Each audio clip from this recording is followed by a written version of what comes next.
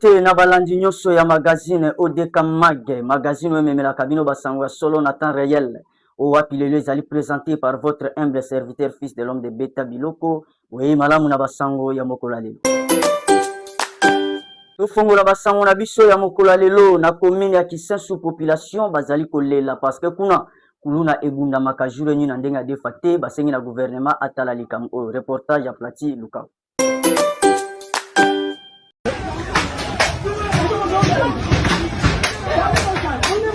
Tozali na Engumba ville province ya Kinshasa la capitale kuna na kati ya commune ya Kinseso kaka ndenge bozali komona na bilili mobange na kuluna esalemaka na commune oyo siku soko zali mopaya yebela pamba te kaka ndenge bozali komona bambangu kita mata ezali bana ya Kinseso bakabola kan ana kambe bayokanaka te koto ba américain kuna ba arabe tala ndenge bambangu ezali kokimama awa machete lobi ngai yo awa soko zali mopaya bakopapa yo population azali kovivre na insécurité ya makasi awa na kati ya commune ya Kinseso babeleli bakondi ekolo surtout penza ministère ya intérieur amekana nous kosala quelque chose awa na commune ya Kinseso pamba te to ya criminalité pe ya kuluna ekomi mabe makasi.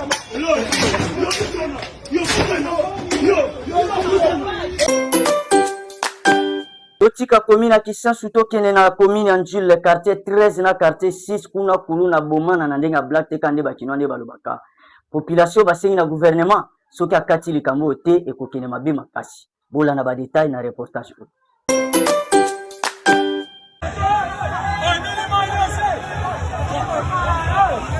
Toyebi te phénomène oyo ya kuluna soki ezali mipepe ya mabe oyo euta na deuxième monde bafula ba jeune bazala ba inconscient baluka te kaka kobunda barando oyo ezangela mutuna makolo bawelelaka mabele ya tata Nzakomba oyo asala mpona population na ye ndeti awa na commune ya Njili quartier 13 na quartier 6 bondimela ngai ya solo ezali ete bana ya lede quartier oyo bayokanaka te boma na air nyonso kasi victime ezali kotombe ba innocent na population bakata ndelo mwana 6 kokota na 13 te ya 13 kokota na 6 te atozalaka na okuluna te soki bareve yo bakokato machete na bitumba kuto oyo bunda te po yebi be cause te eza kopesa pasi pe mawande na tina na yango tosengi ba autorité bamekana nous s'impliquer na makambo oyo pamba te ali oyo ezali kokendela soki botiki yango boye mabe makasi boka ndenge moko ya population asili kodénoncer na miko ya Objectif DK TV magazine eza eloko oyo bazobundela tozoyeba te eza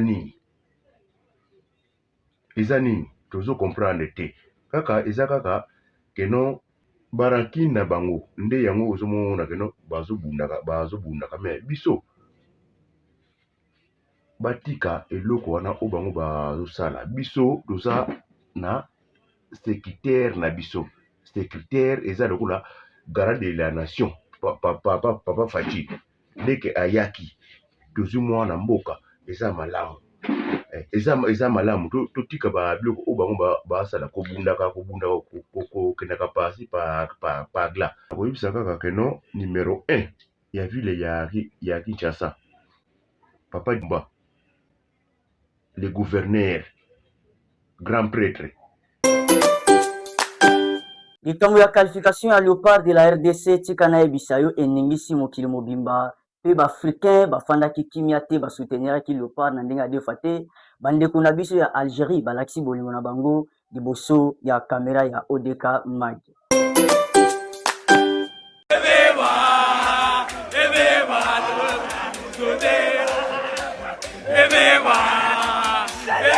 Incroyable mais vrai et sengeli bosimba pe bokanga ete équipe nationale ya République démocratique du Congo bake coupe du monde chemin oyo ezalaki facilité ezalaki très difficile kasi esengo ezalaki na ndenge moko ya blague te na mitema ya bakongolais surtout baoyo bazali libande ya mboka pe lisusu bandeko na biso baafricain batikaki RDC te Afrique mobimba ezalaki na nsima ya République démocratique du Congo pour soutenir nos léopards bazwa qualification oyo baarraché contre la Jamaïque kaka ndenge bozali komona na bilili coach na bajoueur mabina na ndenge moko ya deux fois te pamba te ezalaki quelque chose oyo baluki mosika kasi na ngolo ya nzambe tozwi yango boka ndenge bandeko na biso baalgérien basilaki kobeta lokele na miko ya Objectif DK TV magazine. Les Congolais, merci, merci, voilà, merci. Vous avez eu le parcours le plus compliqué de l'histoire des qualifications à la Coupe du Monde. Au final, vous faites partie de cette Coupe du Monde.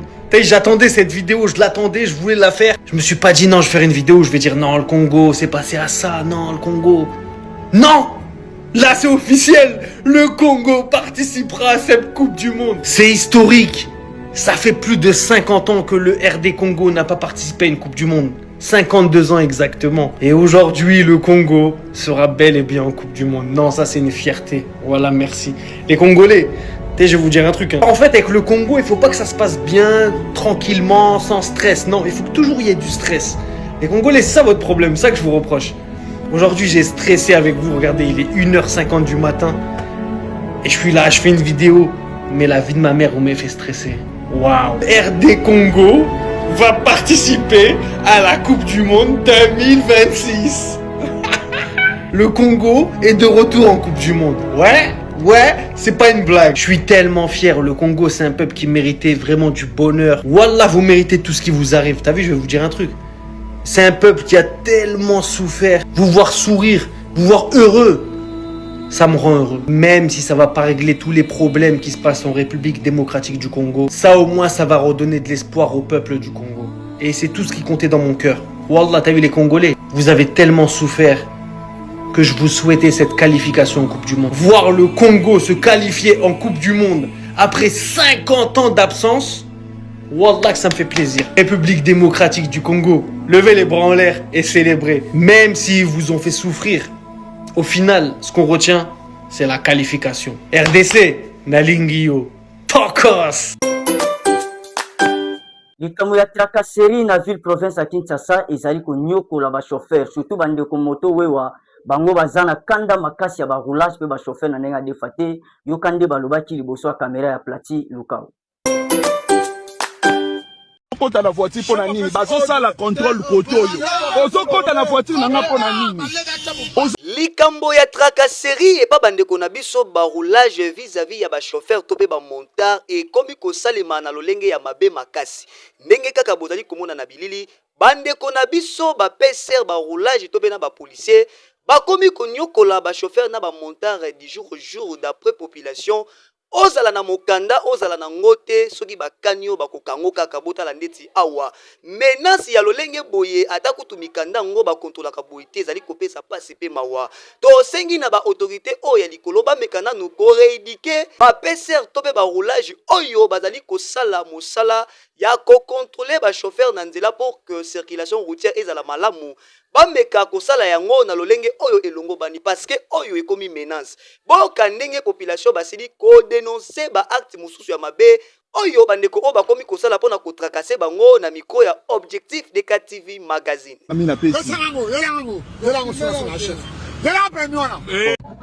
Mon général Kanto topesi mbote toyo like sous vidéo tu sali masiko na victoire basodo ya tracasserie au baleki surtout à pembe de abokangai mais botika et lisusu bazo sala tracasserie na bato moto ba chauffeur 17h drapeau déjà kitaka mais awa bango 21h ba okanga moto pombongo kende wapi oya pembe o jeune wa moto alele abiasa na mwana na hôpital a salité depuis tongo ako bimisa mwana na hôpital mais bazimbongo neni oso sali journée mobimba bakaboli yango bakie nango omona nde baokabola mon général papa tala likambo victoire eza estraminé na basoda ya miyibi totika ville province ya Kinshasa tokene na province ya Okatanga bakatange balobi félicitations na gouverneur la bango parce que babeti tolo balobi la propriété c'est notre nature tokende kuna na ville ya Likasi ndenge batie ville propre na ndenge adefa te bola na ba détail na élément oyo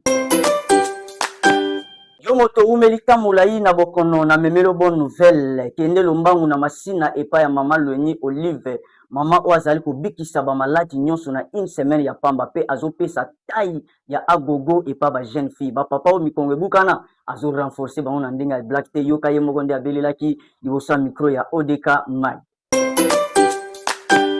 bana Congo démocratique bana Engumbaville province ya Kinshasa bana Changu to pe Funa to pe lisusu ya Moamba yo oyo owumeli na bokono to pe maladi ya lolenge na lolenge enyokoli yo okei bipai na bipai ozwi solution te solution yango yo epai ya mama Lioni Olive mwasi nzambe oyo azali kosilisa peu importe maladi na une semaine ya pamba po ndimelanga ya solo ezali ete soko oza na tembe yaka meka pe okomona okopesa biso raison peu importe maladi oza nango atako bambula oyo esali kobanga te yaka na lombango epai ya mama Lioni Olive aza kosilisa ngo na tango moke na une semaine ya pamba ozwi guérison ba mama oyo bazali koluka makambo olingi bavimbisa yota ya acoustique guitare lindanda papa oyo pe balingi ba renforcer mikongo yo lemba na yo okoma soso apembe awumelaka na ete mama Lioni Olive azali na makambo soki tembe yaka komeka okopesa nga raison pesi yo mbote na bato balandi ngai na minute oyo ngai mama Lioni Mwadi nateka bokoko navandi surtout kaka na liberté na marché liberté nateka bapesa boko na traitaka malade ebele wana plus ou moins 10 ou 15 maladies hernie ngambo na tungola basi babotaka diabète tension donc makambo ebele oza na posa na ngai naza na adresse na ngai normal na liberté numéro na nga mpo ozwa nga facile 081 021 85 17 mama Lioni Mwadi nayekoli bosala oyo na banda bomwana na 3e primaire na maboka koko na ngai moko na Kikuti ndembo nalandi makambo oyo nabokoli bana tangisi bana bakomi ba universitaire na mosala oyo tindi oyo tozokobaka mosala oyo yaka noki ozwa traitement normal donc osala ata 1 mois te 1 ou 2 semaines obiki ozwi guérison ya sûr. Na cadre ya 13e conférence de gouverneurs oyo esalemaki na province ya Kwilu précisément na Banouville population bazangaki maloba te liboso ya kamera ya odekama ke basengaki na chef de l'état ameka kochange constitution mpona lokumu ya baike nyonso ya mboka bola na ndenge babelelaki liboso ya kamera ya Plati Lukabu. Bon beto awa beto meyamba chef de l'état na maboko kukanguka na makambo nyonso amekwisa na yo yaya nous fait tout ba beto ke d'accord nyonso ntete kima ntete ya mekwisa beto ke vingila ça na changement ya constitution d'abord ça na avantage ya ba congolais et puis na ville ba nous province ya Kwilu betu ke pana betu me sepela kukwisa nandi et puis kuvutoka nandi betu me kangula maboko kima musical ve j'espère ba ina nyonso kalaka ba ma action nandi sana kukwisa na province ya Kwilu muwe kansa bome bigala na nsoni pour le moment bandundoise et bandundois bome kuisa bome songani façon bome yambandi et puis bo fait songani mpinke réalité ya terrain puis la betu ke vivre yani la nante de bantu français yani la nante de ba costume yani la nante de population ke nansi bo song en tête souffrance à betu na yo état de route ke bien privé côté ya social betu ke tête mbisi à Thompson trop cher yinaka bambisi mo se vana moins cher côté mpi ya transport na nzila awa babisi zole ya transport me kusana ke kukana villa bandunduve bo fe yika babisi ankaka et puis ya betu ko na mpia wa côté ya bana classe mutungisike mingi betu ka tout ba gratuité ba préfet que tout ba bimankaka ke contredire comme yen me kuisawa parmi ba bimanyonso ke kuisa betu d'accord na ko changer constitution betu mpi vanda d'accord ya nous vanda d'accord na kutala ntete social bana université ke tanga na ba conditions difficiles awa bete na université ya Malonga ve boke vana na bakazune asala mpila mesampi na kananga na esika ya ba gouverneur nyonso mekwisa na lwala ba yombi me vanda très bien ba gouverneur ke tala ba conditions tete abet me vivre na ville awa inki mpila bomelala bandundoise et bandundois bon me kangula ntima et puis bet me se plaît puis na communication tete que vraiment très équilibré courant qui très équilibré car ande ki ma bet que simba social na makambo classe na ba côté ya ba construction yani même on a pi ba condition ya bampangi melala j'espère bankaka ya oui bankaka condition ya kulala bomelala na botel surtout ba politicien bandundu bometunga ve bome wansoni mais etili ke bantu abola betu me cede ba nzona betu lala na ntoto sana betu ya ba président Fati ala lisa ba soda na betu ya Congo na bisika bien ala lisa ba policier na betu na bisika bien ki mande betu kazola bo ba galeria sana matricule et puis afuta mpi bantu yai ba LU ya kena kutula ntima yo vanda veka ka politicien mo autorité morale yandi baka sana intérêt personnel et non nous avons besoin de intérêt de la nation mpila yani ke nona na kagam mpila mpi bet ke nona na makamnyon soke konda très bien merci beaucoup vous en prie. Bien, merci. Nous, la population de la ville de Bandundu, nous sommes très heureux de pouvoir accueillir le président de la République, Félix-Antoine Tshisekedi Tshilombo, au sein de nous pour la tenue de la 13e conférence des gouverneurs ici dans la ville de Bandundu. En fait, c'est un événement qui nous a vraiment marqué de pouvoir accueillir plusieurs autorités de la République démocratique du Congo ici dans la ville. C'est un événement qui reste marqué.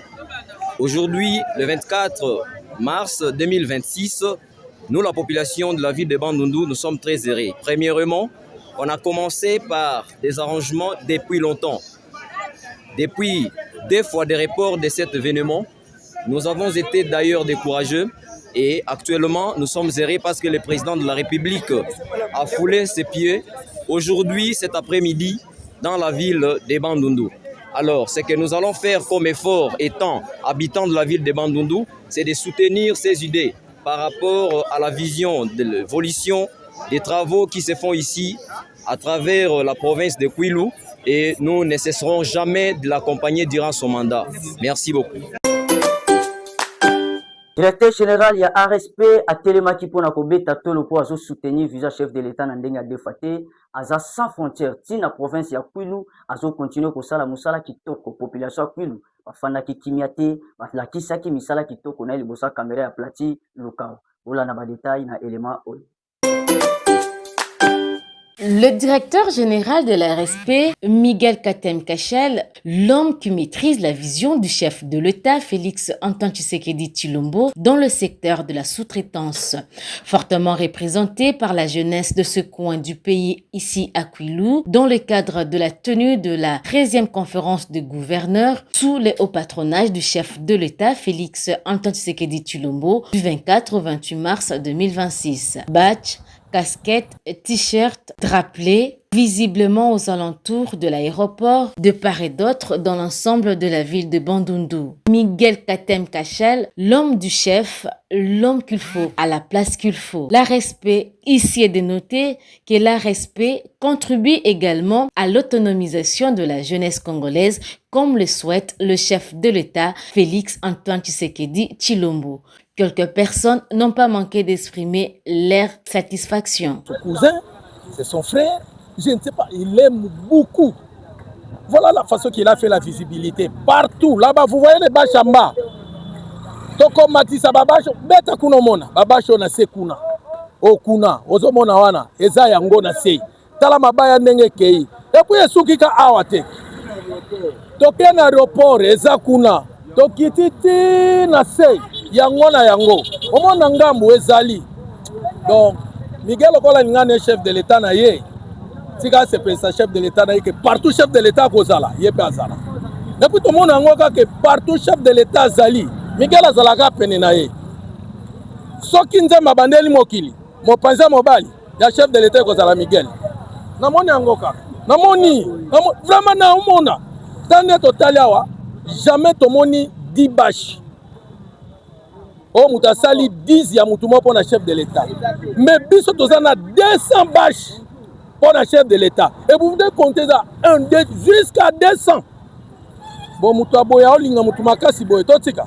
Pourquoi y a lingi Moutouna ye? Biso pe to lingi bango mi balale to kumisa bango. Miguel, Katwal. Non. Aoumela.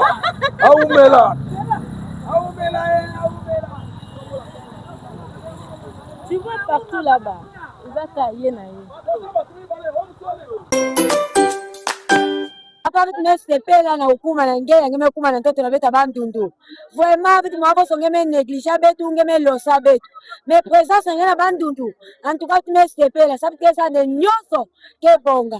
Awa na miniti me para responsabilité ya ba maman épouse policière. Papa mtena uregrete mingi. Pourquoi baba kapesa kisalo ngolo mebele kwa kulatisa betu fe. Bia kwa épouse militaire beke pesa wili na mpama mebele sabisi soma informe il faut bitiko suma. Inoke pesa betu mpimpasi beki betu na mama policier. Saba baba kapesa kisalo kombo. Mebele kena kunyokama mingi kala mwa informe bitiko ske suma. Mebele kwa maninga bitiko FARDC beke pesa wa informe beke tinjila kwa nyoso mebele nyokama. Vraiment beki betu. Beki betu épouse policière beke nyokama ya mingi beke nyokama ya mingi. Kutila betu be wayo. Baba kala ke travailler mingi beke nyokama. Kulata mwa informe betu mwasi ba mama betu contribuer ba mbongo samna kusuma informe. Mais betu mona wakisalu ke salama ba policier na ba FARDC mpila mosi. Vraiment beki betu épouse policière beke nyokama. A défendre mona ba mingi qui participer à une informe fait ma conquête kusuma keve mais quand même ça lève du temps les mecs tinja tu bilele pour soit ninga tu faire de ça veut même moral là bon on a dit ma ça veut du passion ina tu messe pela mingi ukuisa nenga wana bandundu changement na makamu nyonso ke kota peut ba mama ba mingi bisalu keleve ba ONG ukuisa a des fois moi ko ya balabala pour so mo on a fait du mode sala kese bana mingi awa e ko boge nyokama famille kutila una keso la bisalu agriculture vraiment na bandundu yo bana ngolo bite ba mabila kesi ba ntengo bite sala mais ba terre bige kona ate kwa ntango mpaka mmoja mfuna utima bila hake zwa nsengu be papa kibebe tu ba mama vraiment ba mama na kudila kibebe tu wana ngine kibebe tu na bandundu wa mama ngeta mona bintila ngeta tu left ntila ngeta mona sasa ka bilanga to kuisha dishasa banga ingalikuwa ke tula ngeta mona bima na vitu wale kuishia be kuna yota sala kese ntila vitu bonga ebo ucha vitu nyoso kuisha na ngeta kesa de changement na bandundu changement tumesepela merci papa. Biso baba mama banundu tozo souffrir kolia pasi misala ezate tozo sala misala mbongo ezo mwana na te mama olobi nini papa olobi nini tozo kofwa vie ezate biso ba veuve misala ezate ya mbongo ezo mwana na te vie ya pasi kolala na pasi kolia kotambola na pasi olobi nini papa to sepela te aza mwana yifale to sepela to sepeli na ye aza mwana na biso yifale to sepela mais asala musala a raisonner biso ba mama abongisa biso tala tozo ya wayaya tozo kofela batu mususu na maladi tozo bunda kaboye yifale vraiment asala pona biso ba mama.